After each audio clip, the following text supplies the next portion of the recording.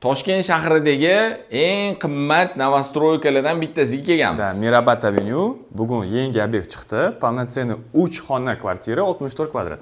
Obzorini qilamiz unda ikkalamiz aylanib, bemalol ko'rsatib, ya'ni YouTube'da bizani kuzatadigan obunachilarimizga ham televizorni qo'yib ko'radiganlarga kirishdan boshlab. Eshik, bu yerda domofon, konditsionerlarimizgacha qo'yilgan. Mana kirganimizda chap qo'lda bu yerda oynali burchaklarimizgacha qilib qo'yilgan.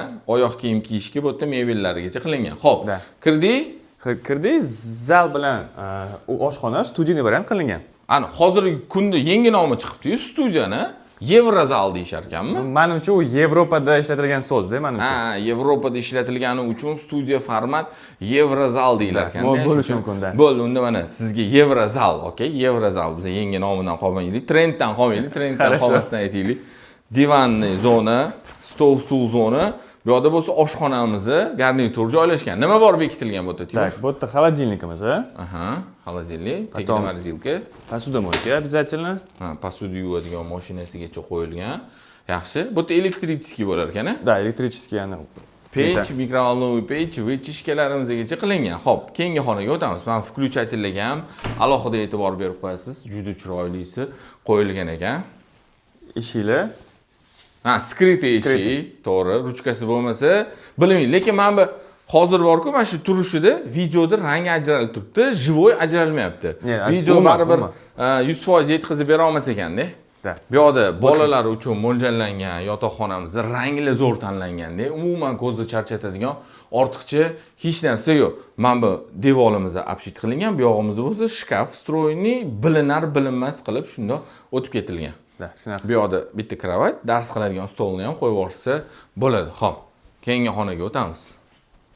Keyingi xonamiz kattalar uchun mo'ljallangan yotoqxonamiz.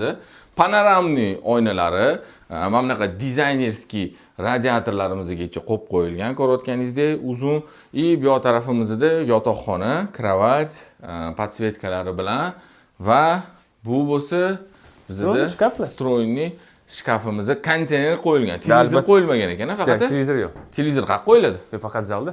Ha, bu yerda o'z menimcha nimadir amallab borsa bo'lsa kerak. Bo'ladi. U kranshtaynni bilan, kranshtayn bilan menimcha bitta qo'yiladi.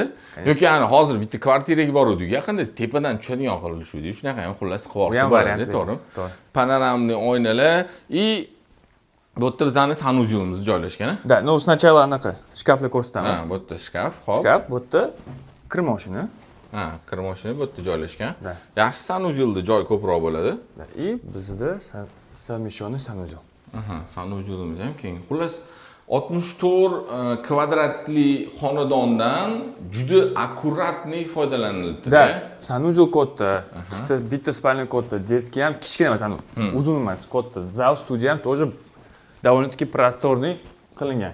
O'shanda zo'r gрамотный foydalanilibdi. Hamma xonaning oynasi bor. Bitta ham gulxo'y emas xonalar yo'q, gulxo'y xona yo'q-da, xullas hamma xonaning oynasi bor. Ranglariga вообще gap so'z bo'lishi mumkin emas. Eng shirin joyi narxi 4200 dan 1 kvadratga so'ralyapti.